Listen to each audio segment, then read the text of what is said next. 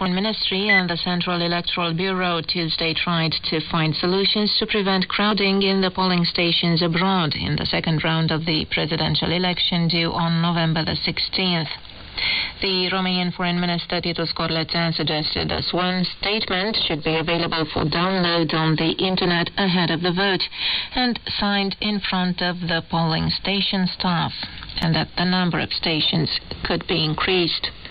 President Traian Băsescu said on Monday that the Foreign Minister and the Minister for the Romanian diaspora ought to resign over what he called serious flaws in the electoral process abroad. Prime Minister Victor Ponta replied that Titus Corlețean and his foreign ministry team guaranteed that on November the 16th all the Romanian citizens who want to vote will be able to do so. In the first election round held on Sunday, Romanian citizens living abroad queued for hours, and hundreds of them were unable to cast their votes. Crowding and tensions were reported at the polling stations in London, Munich, Chișinău, Stuttgart, while at the Romanian embassy in Paris, the intervention of the French police was required in order to keep the situation from escalating.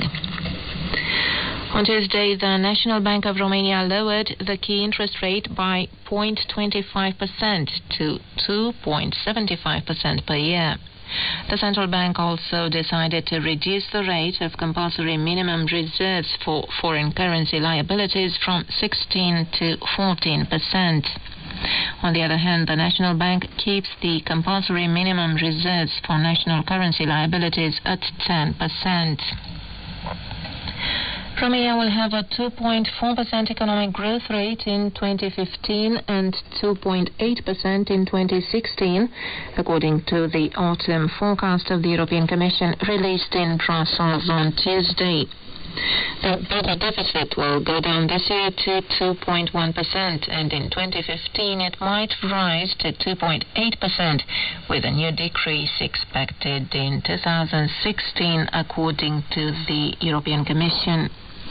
Forecasts also point to a slight increase in inflation in the coming 2 years after a substantial drop this year. The unemployment rate is also slightly lower than last year and expected to keep its downward trend in the coming few years. Midterm elections are held in the United States, which might change the majority in the Senate.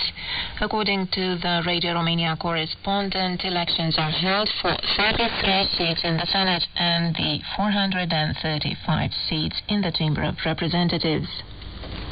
The United Nations Secretary-General Ban Ki-moon is deeply concerned with the situation in Ukraine and calls on all parties to reaffirm their commitment to the ceasefire agreements signed in Minsk.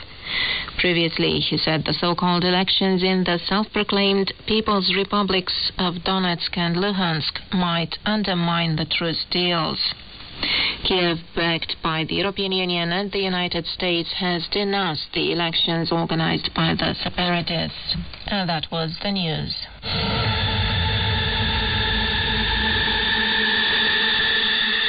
You are listening to the newsreel on Radio Romania International.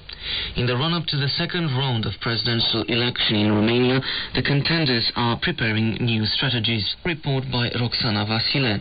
After Sunday's first round of presidential election, the two candidates left to run for a second round are Victor Ponta and Klaus Iohannis. With the help of their campaign teams, they are now preparing fresh strategies to win the battle on November the 16th. The campaign run in preparation for the first ballot was atypical, to say the least. There were very few meetings and televised debates, which may have helped Romanians learn about the platforms proposed by the 14 candidates. The next 2 weeks will undoubtedly be marked by both candidates' efforts to get the votes they need to win the final victory. What is left to be seen is what weapons they will use to win the battle.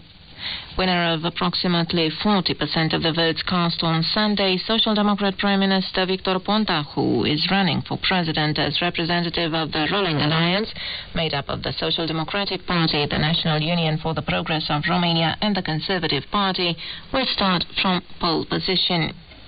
Further to talks in the ruling coalition, Victor Ponta announced that if elected president in the runoff, his first choice for prime minister was the incumbent Senate Speaker Călin Popescu-Tăriceanu.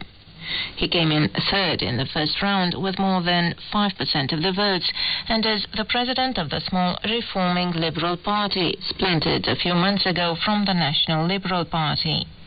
On the other hand, Victor Ponta is also considering a technocrat for Prime Minister and mentioned the name of the National Bank Deputy Governor Florin Georgescu and of the head of the Romanian Intelligence Service, George Mayer.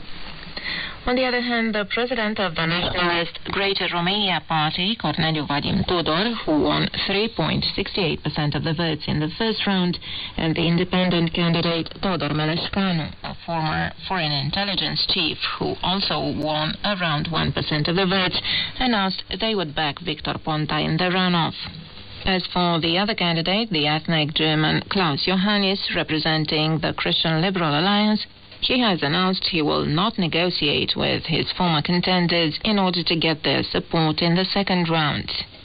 Klaus Iohannis, who on November the 2nd got some 30% of the votes, could take advantage of the support of Elena Udrea and Monica Macovei, who together got 10% of the votes.